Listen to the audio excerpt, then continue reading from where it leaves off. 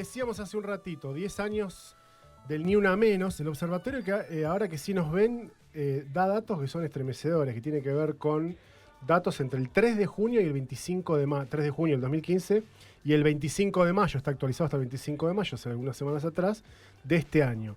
2.827 femicidios, de esos son 2.543 que son directos y 284 que son vinculados. Eso da un promedio de un femicidio cada 31 horas. En el 85% de los casos el femicida pertenecía al círculo íntimo o era conocido de la víctima. El 64% de los casos tuvieron lugar en la vivienda de las víctimas. El 17%, que es aproximadamente 2 de cada 10, de las víctimas de femicidio habían realizado al menos una denuncia y el 10% tenían una medida de protección judicial. Al menos 2.507 niños y niñas quedaron huérfanos. El 23% de las jóvenes asesinadas fueron desaparecidas con anterioridad y el 21% de ellas sufrió ataques contra su integridad sexual. En lo que va del 2025 hubo 108 femicidios en Argentina. Estamos aquí con Fabiana Ríos, ex gobernadora, ex diputada nacional, abogada, farmacéutica, militante feminista. ¿Qué cifras, Fabiana, para llegar a estos 10 años, no? Te quedas sin palabras. Es fuerte. En el Observatorio de Violencia de Santa Fe hicieron, digamos, el mismo conteo. Pero desde el 1 de enero al 30 de mayo, y son casi 3.000. Mirá. Y estas 31 horas... O sea, 1 de enero del 2015 del al 30 de mayo del 2025. Un observatorio de Santa Fe. Y además, digamos, un femicidio cada 31 horas, en el último año es un femicidio cada 18. Ok. Si lo circunscribís al último año. Entonces, una pensaría que con la contundencia de estas cifras no hay mucho que decir, que la violencia de género es una realidad. Pero en un momento en que está discutida hasta la conceptualización del género, hace más necesario y absolutamente imprescindible que mañana estemos todos en las calles diciendo ni una menos y acompañando además la marcha que habitualmente se hace el 3J, se hace ahora el 4, por decisión del colectivo feminista que integra el grupo Ni Una Menos, entendiendo que si los días miércoles están los jubilados bancando los trapos, bien. Digo, Tiene que ver con eso. Esta es la razón por la que la marcha del 3 se traslada al 4. ¿Pero eso es solo en Ushuaia o eso va a pasar? Es en todo el país. Está bien. En todo el país, pero se decidió a partir de la participación general que se hizo en la ciudad de Buenos Aires, pensando en que este año en particular el 3 es el día anterior al miércoles de la marcha de los jubilados. Digo, ¿por qué te explico esto? Porque si bien es cierto que hace 10 años la marcha Ni Una Menos arranca a partir de una gota que rebalsa un vaso, que fue la muerte de Kiara Páez, una adolescente embarazada en la ciudad de Rufino, en la provincia de Santa Fe, y ahí nos encontramos en las calles mirándonos y sabiendo que estábamos hartas, pero también entendiendo que al lado nuestro había una mujer y en su casa también había una mujer o una diversidad que estaba siendo víctima de violencia naturalizada. Se empieza a discutir públicamente, digamos, se gana en la agenda pública un lugar a la violencia de género, tomando una frase de una poetisa mexicana, de Susana Chávez, que la escribió en 1995 y dijo: ni una mujer menos, ni una muerte más, y que en el año 2011 es asesinada habiendo denunciado los femicidios en Ciudad Juárez, en México.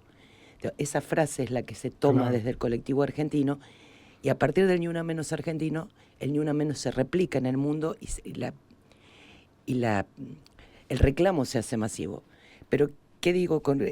Decía, ¿por qué el 4?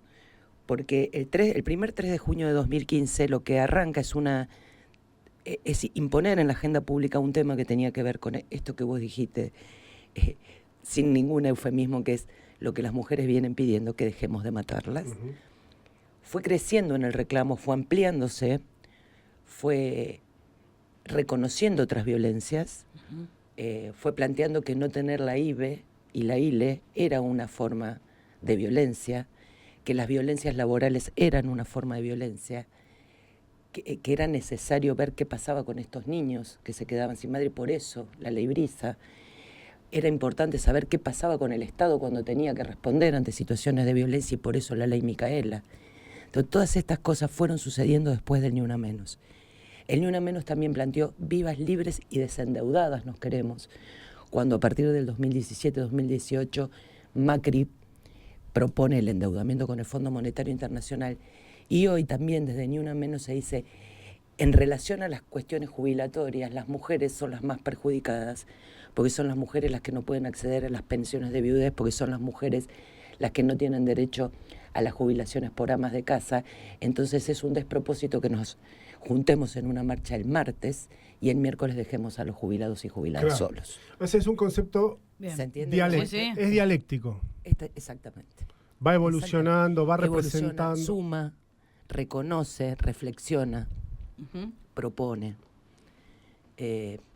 Todo esto es Ni Una Menos. Fabiana, ¿entendés que hay algún momento en el que este tipo de reivindicaciones, todo lo que fue la ola verde, todo el movimiento feminista y de la discusión y el planteo, digamos, de empezar a tener perspectiva de género, encontró en algún momento un pico de ola por época y ahora estamos en una situación más de retroceso o de baja intensidad? Mirá, lo que me parece que lo que estamos presenciando en nuestro país en particular es un discurso estatal negacionista en términos de derechos de las mujeres. Más que negacionista, anti. Planteando ideologías de género, planteando inclusive que la mujer debe volver. O sea, lo que nos plantean es una cruzada medieval. Sí, pero no representa, por lo menos a un sector, no te digo a toda la población. Yo creo que sí, evidentemente representa un sector, pero por otro lado lo que busca es ejemplificar a partir de la persecución y la violencia verbal, explícita. Digamos. La última vez que estuve acá, que hablamos de la eliminación de la figura de femicidio, yo no les puedo explicar las cosas que escribieron en mi Instagram.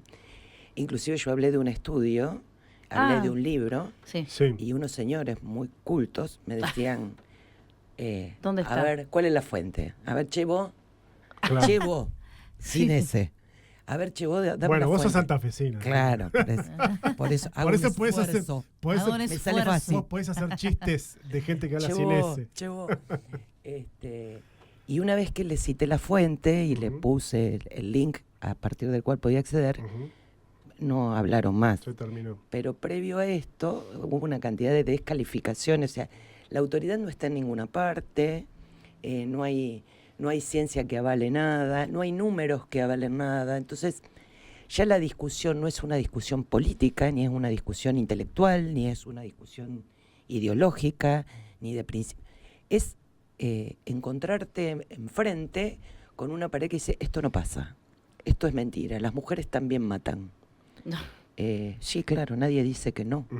Lo que estamos diciendo es que hay las muertes de las mujeres, en su mayoría, en la mayoría de los casos, obedecen a cuestiones estructurales, sociológicas, culturales, que han construido patrones de conducta que las hacen suponer inferiores. Tanto es así que el abogado presidencial, que salió los otros días, no sé ni el apellido de este señor, que decía que era muy bueno que las mujeres volvieran al rol natural. En un stream en Carajo fue, creo. Claro. En el stream su del rol Gordo natural en su casa. O sea, dejate de joder con la epistemología feminista. Porque hace falta que las mujeres estén en la casa para volver a construir núcleo familiar, para que volvamos a aumentar la tasa de natalidad. Claro. Parece que eso se resuelve solamente si las mujeres lavan, planchan, limpian piso. Y tienen chicos. Y crían, claro. Y se hacen cargo. Son procreadoras. Exacto. Entonces, bueno, nada, todas las estadísticas de la OIT no tienen ningún valor, todas las estadísticas de ONU Mujeres no tienen ningún valor, todo lo que ha dicho la epistemología feminista en razón de cómo una ciencia que se pretende neutral ha invisibilizado a las mujeres y a las diversidades, inclusive en la administración de justicia, con fundamentos diferentes cuando una mujer es acusada que cuando un hombre es acusado, con valoraciones diferentes, nada sirve. Entonces lo que pretenden no es una discusión de argumentos, lo que pretenden es la negación y desde un ejercicio de poder borrar un problema y generar una nueva realidad. Sí, volver a los Al orígenes del medioevo, patriarcado. Al medioevo, que es para fortalecer el capitalismo. Digo, no es odio a las mujeres, es amor al capitalismo. Claro. Y el capitalismo necesita mano de obra barata, mano de obra esclava, necesita, digamos, con otras formas de esclavitud, ¿no? A eso me estoy refiriendo. Y hablando de todo esto que también se tiene que seguir peleando y que es como volver a explicar, volver a mostrar cifras, porque parece que no es suficiente. ¿Qué recursos hoy crees que tienen las mujeres para luchar contra la violencia machista?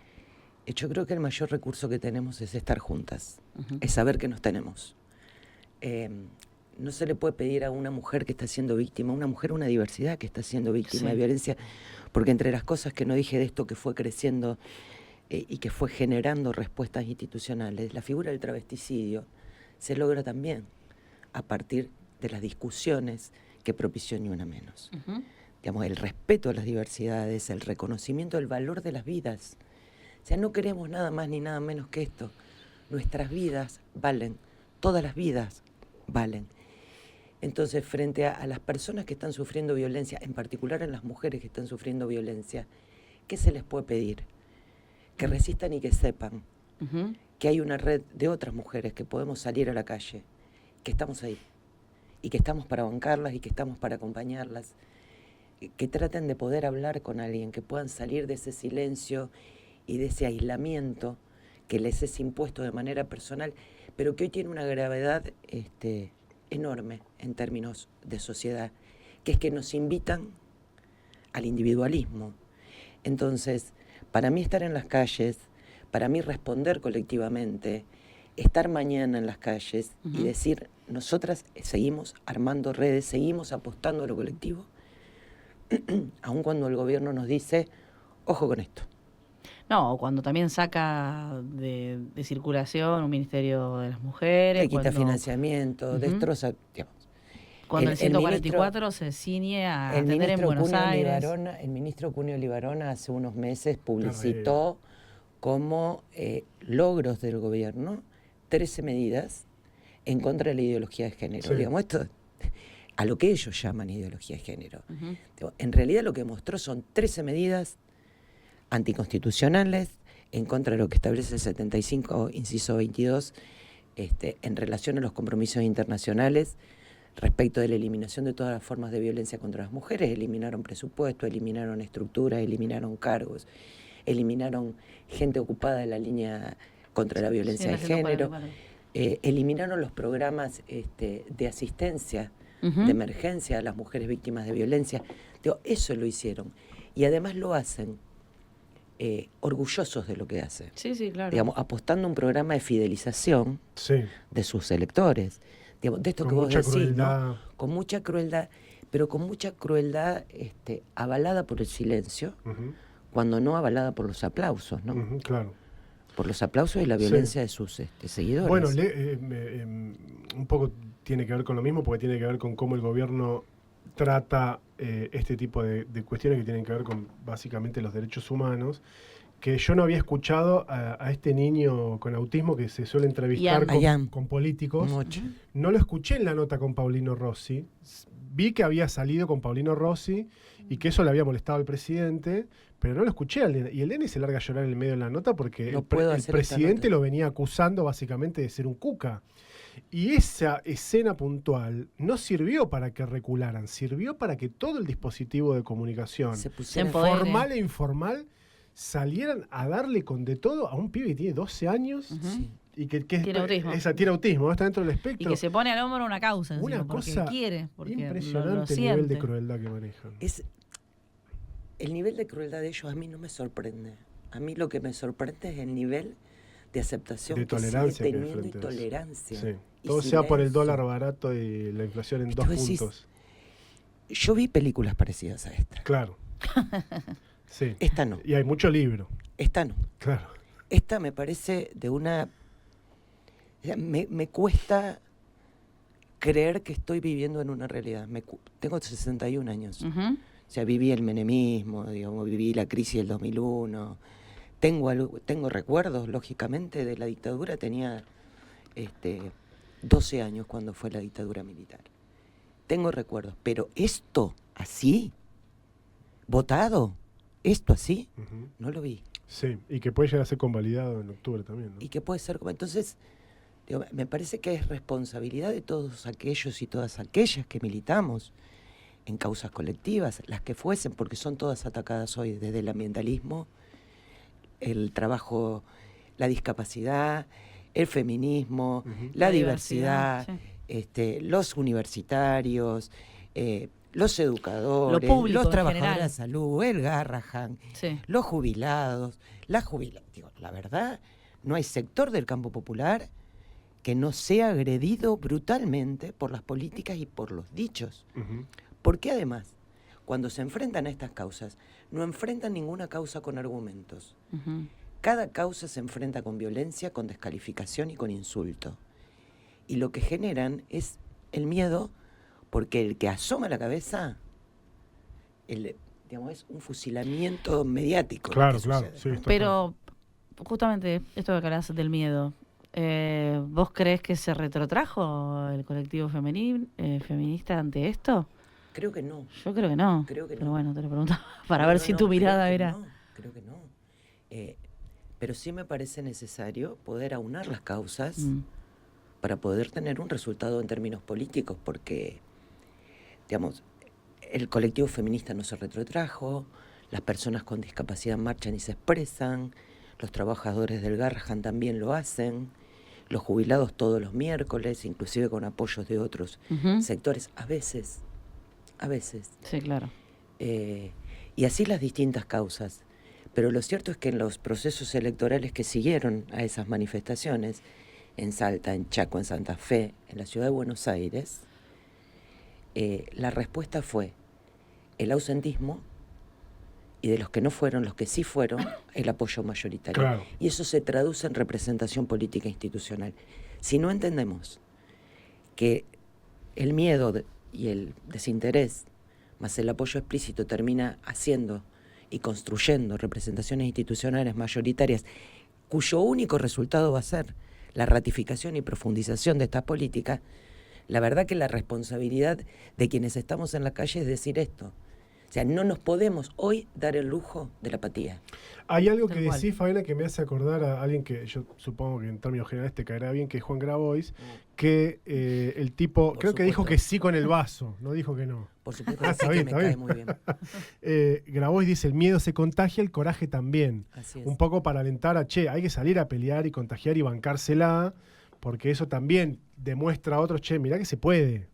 Los que podemos. Bueno. Porque, ¿sabes? La otra cuestión es que en la cuestión general hay un montón de gente cuya condición personal, laboral, familiar, se modificó de diciembre del 2023 a la fecha. Se precarizó, se quedó sin laburo, se separó porque la situación económica y social destrozó su grupo familiar. ¿Está? Entonces, los que todavía podemos, porque no tenemos ninguno de esos condicionantes, y los que aún teniendo esos condicionantes les da el cuero para salir, tenemos que estar ahí por los que hoy y las que hoy no pueden. Ahora, ¿cómo? Un poco te quiero llevar a lo político, todo es político, pero a lo político más partidario electoral, si querés, también por tu pertenencia a un partido y por tus orígenes también. ¿Cómo se hace? Porque me parece que ahí el campo popular está en un problema, que es claro. los que tienen la mayor, por lo menos a nivel nacional, el mayor grado de representatividad, primero están enfrascados en una lucha que cuesta entenderla. Sí. Fuera de eso, se apela mucho, incluso te voy a poner un ejemplo, incluso Guillermo Moreno, que está fuera de esa, y que es una situación que hasta ahora uno ve muy de redes, pero testimonial en el electoral, por lo menos hasta ahora, lo que hace es reivindicar la década ganada. O sea, estamos hablándole a nuevos electores con un recuerdo que tal vez ni siquiera no vivieron. Lo tienen. Entonces, me parece que hay una mirada que tiene que estar puesta en qué fue lo que en términos políticos los dirigentes políticos no representaron correctamente, no percibieron de la época, lo que fuera en el transcurso de estos últimos 10 años, si querés, justamente. Sino además, bueno, ¿qué es lo que se plantea para adelante? Sí, a mí me parece que en términos políticos estamos en graves problemas. Porque para enfrentar estas políticas se necesita la unidad del campo nacional y popular, Sí. porque creo que, como vos decís, hay una responsabilidad política mayor que le corresponde al peronismo como partido de masas y Sí. el mayor aglutinante, Ujú. que debe ser el convocante a a un esquema, no mirando el pasado, mirando el futuro, Ujú. a un esquema que permite decir, bueno, mira, no sé qué, esta decepción general tiene que ver con esto, con que ejercimos mal la representación en este sentido, cometimos este Sí, error, hacer una revisión. elegimos mal. Bueno, frente a esto, no propongo volver atrás, propongo mirar para adelante. Intentemos esto. Para esto convoco a tal, a cual, o convoco a todos y todas. Veamos cómo nos damos. 5 puntos. ¿Qué hacemos con la deuda externa? ¿Qué hacemos con el sistema sanitario? Si no resolvemos la cuestión de la deuda externa, difícilmente tengamos recursos para, Claro, sí, sí, es ¿no? terrible. Para ¿no? todo lo otro. ¿Cuál es el límite? ¿Cuál es el punto? ¿Cuál es el punto de acuerdo? Pero 5 puntos de acuerdo. Los que no tenemos acuerdo los vamos resolviendo. Resolvamos las diferencias. Sí. Resolvamos los candidatos y candidatas y les candidates. Construyamos de nuevo. Pero nada de esto pasa porque yo veo lo mismo que vos. Digamos, hay un tipo de discusión y un problema en discusión que está a años luz de los problemas que tenemos la mayoría de la comunidad. Entonces, el horizonte próximo se ve con desazón, porque nosotros como espacio político, Unidad Socialista, como espacio político, estamos dispuestos a esa discusión, propiciamos tener esa discusión, pero como decía un compañero nuestro, cuando uno no quiere, dos no pueden. Claro, está complicado. Están todas cerradas Bueno. esas betas, aparentemente. Así es. Esperemos que se abran. Creo que hay una responsabilidad política indudable de los sectores que conformamos el campo nacional y popular en que esta expresión de la calle tenga una síntesis Ujú. parcial, incompleta, pero tenga una síntesis de propuesta política para las elecciones. Lo que no podemos es armar una propuesta electoral que no tenga, digamos, este insumo de la Sí. síntesis de lo que está en la calle, sino que sea una propuesta de candidatos, candidatas que le vienen bien a alguna fuerza. Es de una gravedad institucional la situación que estamos pasando que no permite esa posibilidad, por lo menos a mi juicio. Fabiana, mañana entonces es la marcha El 4. para acompañar además el reclamo de los jubilados y las Así es. jubiladas, Claro. entendiendo que aquí se suma, si se quiere, una nueva dinámica a ese concepto que es el Ni Una Menos. No sé Porque cómo es son unir luchas. los horarios y, Ese es y el los lema. lugares. Unir las luchas. Sumar luchas. Unir Sumar las luchas. unir las luchas. Es a las 5 de la tarde Ujú. en Fadul Y San Martín. Ujú. Bien, y en Río Grande sabemos cuándo es, porque ayer buscamos esa información y nos costó Yo no lo conseguirla. tengo, la colectiva feminista de Río Grande. Estaban no en la lo vi. plaza y hoy... Y ellos en general, no. en Río Grande, las compañeras Había se juntan vigilia. Y bien. había vigilia. Nos llega un mensaje que dice: buen día, no soy una menos, porque hace 25 años atrás un grupo de autoayuda de mujeres gratuito aquí en Ushuaia me acompañó en el proceso cuando decidí dejar una relación violenta. Si no, seguramente sería parte de la estadística. Wow. Mirá, me interesa saber ese dispositivo, porque quiero sospechar cuál pudo haber Yo también sido. creo sospechar que pudo haber sido. Que yo me acuerdo uno cuando yo era pibe en el que estaba Mara Martín, estaba Silvia Martínez, estaba la Ujú. fiscal Echazú, que en ese Claro. momento no era fiscal. Ujú. Y no sé si estará refiriendo particularmente a ese, pero en su Sí. momento hizo mucho bien Sí, claro. en ese momento. Porque me toda acuerdo. esa discusión pública no estaba. De Si hecho, vos- Mara, si yo vos recuerdo, mirás la por anécdotas, legislación- Mara saliendo en Canal 11 en Sí, el programa claro. de mi viejo Sí. con la cara reventada. Yo la conocí a Mara primero a partir de su trabajo en relación a la violencia de género, Claro, que no tenía ese nombre todavía. claro. Recordá que hablamos de violencia doméstica. Claro. De ¿Sabés hecho, ella impulsó una ley, creo, acá que Hubo fue una pionera. ley, exactamente. Eso te iba a decir. La Sí. primera legislación la impulsan desde colectivos feministas que tampoco tenían ese nombre. Yo cuando me pienso hoy con 61 años, yo pienso cuando tenía 10, hace 51 años Bien, atrás, sí. enfrente de mi casa familiar en Rosario, había un hombre que la golpeaba a la mujer y mi vieja nos hacía entrar Claro. para no escuchar. Solo para eso. Sí. Pero no se intervenía. No, porque era como cada ¿Cómo te casa vas a meter resolvía. en la casa Claro. del Digamos, otro? vos tenías la suerte Vos de no que te tu metés viejo era ahí. un copado. Claro. O sea, tu viejo era un copado. Menos mal. Claro. Pero vos tenías la suerte, la desgracia del otro, cerrar la puerta. Claro.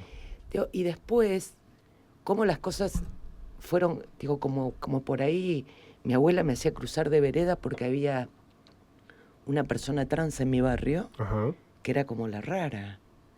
A mí Entonces a mí me hacían ir me hacían también. cruzar de vereda. No mis padres, Digamos, pero sí mi abuela esto ir por un pasaba. costado porque había una persona en hoy silla de ruedas. No la mires, me decían. Y hoy estamos a nada de que se vuelva a construir un sentido común en ese Claro. sentido. Que tiene mucho que ver con el no te metas de la Exactamente. dictadura también, ¿no? Entonces, digo, me parece que a esto hay que decirle no, ya, digo, porque esto no es producto de la casualidad, es producto de la reflexión, es producto del análisis, es producto de haber visto las consecuencias de esa manera de vivir. Claro. Efectivamente, nos dice aquí la mujer que nos manda el mensaje, que es el grupo que había formado Mara Martín, que en ese momento ya no lo lideraba Mara, lo coordinaba justamente una mujer que también había sido víctima y que había sido recuperada de una situación de violencia también. Así es. Fabiana, Funcionan ¿qué? varias organizaciones, también la Secretaría de la Mujer. Sí, va a haber pero a sí. mí, vos que ayer dimos lo que las actividades del municipio de Río Grande, que está muy bien, pero me interesa Sí, el que nos ha costado colectivo. encontrar de Río Grande qué es lo que hace la colectiva en sí mismo, Claro. más allá de lo que hacen algunos organismos estatales, que está muy Ujú, bien que todavía ujú. haya algunos que sigan acompañando Sí. este tipo de cuestiones. Es ¿no? muy importante. Con Gracias. un Es parte de la esfuerzo. lucha. Sí, gracias a ustedes. Gracias por la Siempre. visita. Gracias. Fabiana Ríos, integrante de la colectiva transfeminista y disidencias de Ushuaia, abogada, exgobernadora, estuvo aquí con nosotros hablando justamente de estos 10 años del Ni Una Menos.